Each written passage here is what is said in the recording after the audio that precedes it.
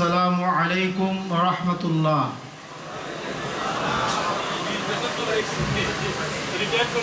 আলহামদুলিল্লাহ আলহামদুলিল্লাহি রাব্বিল আলামিন ওয়াসসালাতু ওয়াসসালামু আলা সাইয়্যিদিল মুরসালিন ওয়া খাতামান নাবিয়্যিন ওয়া আলা আলিহি ওয়া সাহবিহি আজমাইন, আম্মা বা'দ। হালিশহর থানা জামাত কর্তৃক আয়োজিত আজকের এই বর্ণাঢ্য কর্মী সম্মেলনের সম্মানীয় সভাপতি, বাংলাদেশ জামাত ইসলামী চট্টগ্রাম মহানগরীর কর্মপরিষদ সদস্য এবং হালিশহর থানা আমির জনাব ফখরুজ্জামান সিরাজি সবুজ, সঞ্চালক সহ অন্যান্য নেতৃবৃন্দ এবং আজকে প্রধান অতিথি হিসেবে উপস্থিত থাকবেন সাবেক কেন্দ্রীয় সভাপতি, চট্টগ্রাম মহানগরীর সাবেক আমির, চট্টগ্রাম আঞ্চলিক প্রধান, অ্যাসিস্ট্যান্ট সেক্রেটারি জেনারেল মাওলানা মোহাম্মদ শাহজাহান। প্রধান বক্তা হিসেবে আমাদের মাঝে আসবেন ইনশাআল্লাহ মজলুম জননেতা, সাবেক এমপি, জামাত সংসদীয় দলের সাবেক হুইপ জননেতা আলহাজ শাহজাহান চৌধুরী, চট্টগ্রাম মহানগরী আমির এবং কেন্দ্রীয় কর্মপরিষদ সদস্য। ওনাদের কাছ থেকে আমরা মূল্যবান কথা শুনবো ইনশাআল্লাহ। আর এরই মধ্যে ছাত্র নেতা সহ আমাদের মহানগরীর সেক্রেটারি সহ অনেকে বক্তব্য রেখেছেন, গুরুত্বপূর্ণ কথা বলা হয়েছে আলহামদুলিল্লাহ। আমরাও মূল মেহমানেরা আসার আগে কিছু কথা বলার চেষ্টা করবো। মা তৌফিক ইল্লা বিল্লাহ, আলাইহি তাওয়াক্কালতু ইলাইহি উনীব। আমি বক্তব্যের শুরুতে প্রথমেই স্মরণ করছি শহীদ আবিদ বিন ইসলামকে। শহীদ আবিদ খুবই মেধাবী ছাত্র ছিলেন, ইসলামী আন্দোলনে নিবেদিত প্রাণ কর্মী ছিলেন। তার পিতা মনিরুল ইসলাম ভাই আমাদের সামনে উপস্থিত আছেন।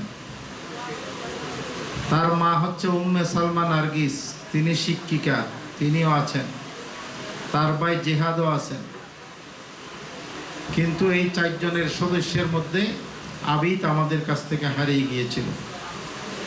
এই হালিশহরেই থাকতেন শহীদ আবিদ। 2013 সালের 5ই ফেব্রুয়ারি শহীদ আব্দুল কাদের মোল্লার ব্যাপারে যাবজ্জীবন কারাদণ্ড হয়েছিল প্রশ্নবিদ্ধ ট্রাইব্যুনালের। সেই রায় সারা বাংলাদেশ মেনে নেয়নি এবং শহীদ আবিদও মেনে নেয়নি। এটার প্রতিবাদ করতে গিয়েছিল শহীদ আবিদ। পুলিশ তাকে ধরে নিয়ে গিয়েছিল। পুলিশ ধরে নিয়ে গেলে দেশের আইন অনুযায়ী 24 ঘন্টার মধ্যে তাকে কোর্টে সারেন্ডার করার কথা ছিল। যদি সেভাবে করতো আমাদের কোনো কথা থাকতো না।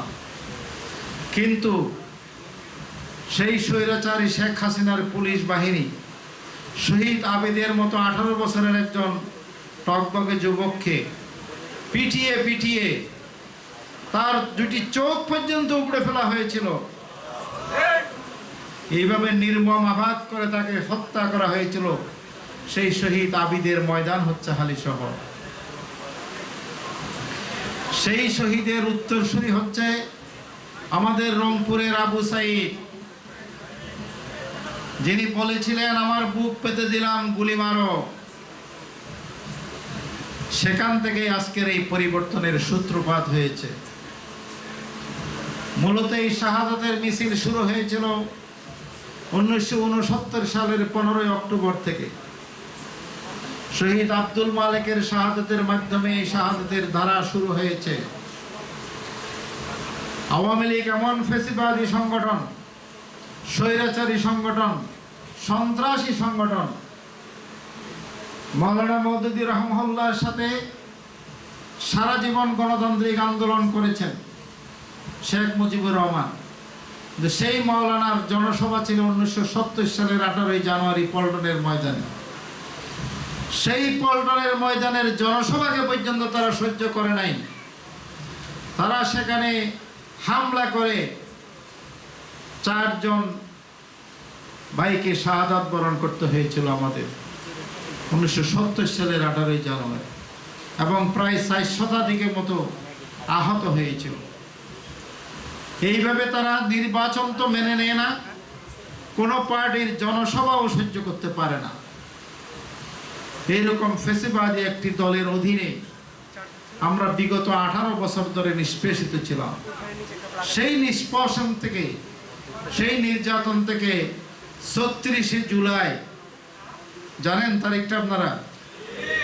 কত তারিখ? 36শে জুলাই। এটা আগে জানতাম না, এই বছর নতুন শিখলাম। 36শে জুলাই মোতাবেক 5ই আগস্ট আল্লাহ আমাদেরকে মুক্তি দিয়েছেন, আলহামদুলিল্লাহ, অসংখ্য শাহাদাতের বিনিময়ে।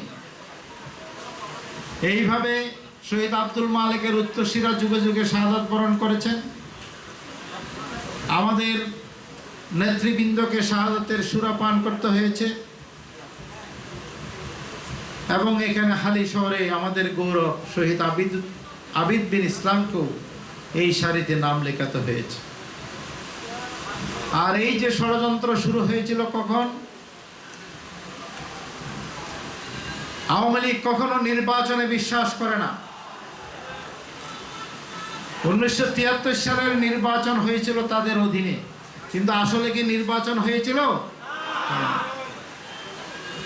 তৎকালীন চট্টগ্রাম বিশ্ববিদ্যালয়ের বিসি রেজিস্ট্রার, তারা ভোট কেন্দ্রে গিয়ে যদি সুযোগ পেতেন হয়তো নৌকাতেই ভোট দিতেন, কিন্তু তারা যখন ভোট কেন্দ্রে গেলেন তাদেরকে বলা হলো আপনাদের ভোট হয়ে গেছে। 1973 সালের ঘটনা। তাহলে তারা কখনো নির্বাচনে বিশ্বাস করে না। কে আসছে সাজাবে? আচ্ছা, আসলে তো স্লোগান দেন।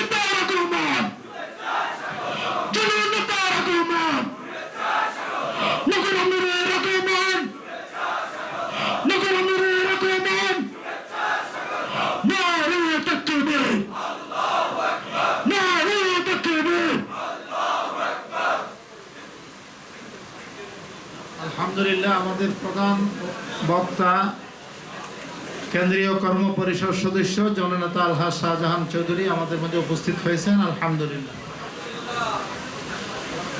বলছিলাম 1973 সালে তাদের অধীনে যে নির্বাচন হয়েছিল, সেই নির্বাচনে মানুষ ভোট দিতে পারে নাই। ভোট ডাকাতি করে তারা ক্ষমতায় অধিষ্ঠিত হয়েছিল। আর সেই নির্বাচনের পরেই 1975 সালে তারা সকল পত্রিকা নিষিদ্ধ, সকল দল নিষিদ্ধ করে একদলীয় বাকশালী শাসন কায়েম করেছিল। এই একদলীয় বাকশালী শাসনের বুক চিরেই সৃষ্টি হয়েছিল 15ই আগস্ট। 15ই আগস্টে না হলে সেই বাকশালী শাসন থেকে আমরা মুক্ত হতাম না।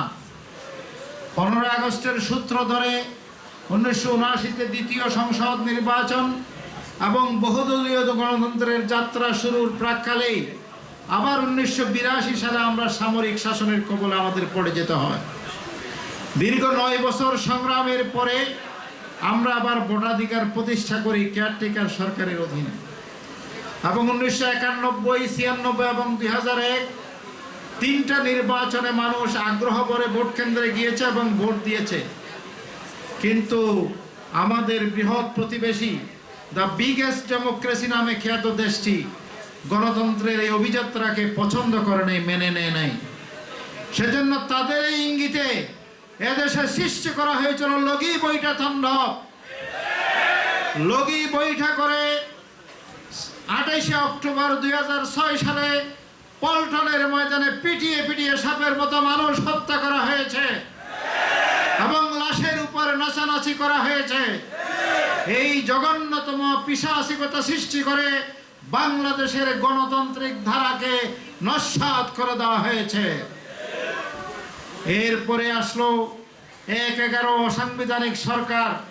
2 বছর অস্বাভাবিকভাবে চালানোর পর 2008 সালের ডিসেম্বরে একটি নির্বাচন হলো। সেই 2008 সালের নির্বাচন হচ্ছে বাহিরে ফিটফাট, ভিতরে সদরঘাট। বাহিরে মানুষ আগমন করেছে ভোট কেন্দ্রে, কিন্তু ভিতরে ভোটের রেজাল্ট প্রকাশিত হয় নাই। আমরা ভোটের ইতিহাস জানি বাংলাদেশে 1935 সাল থেকে। 1935 সালে ভোট দিয়েছি আমরা, 1946 সালে ভোট দিয়েছি, 1954 সালে ভোট দিয়েছি, 1970 সালে ভোট হয়েছে, 1973 সালে ভোট ডাকাতে হয়েছে, 1979 সালে ভোট হয়েছে। এরপরে ধারাবাহিকভাবে 1986, 1991, 96, 2001 সব ভোট হয়েছে। কিন্তু কোনো ইলেকশনে 80% উপরে ভোট কাস্ট হয়েছে এরকম কোনো ইতিহাস কেউ দেখাতে পারবে না। এমনকি জিয়াউর রহমান সাহেব যে হানা ভোট দিয়েছিলেন, সেই হানা ভোটও ভোট কাস্ট হয়েছিল 76.6%। বাংলাদেশের ইতিহাসে এটাই সর্বোচ্চ ছিল। কিন্তু 2008 সালের ডিসেম্বরের নির্বাচন আমরা কি দেখলাম? সেখানে ভোট কাস্ট হয়েছে 87.2%। তাহলে কোত্থেকে ভুয়া ভোটের এই রেজাল্ট আসলো? কোন কোন কেন্দ্রে দেখলাম আমরা 107% ভোট কাস্ট হয়েছে। যেমন এবারে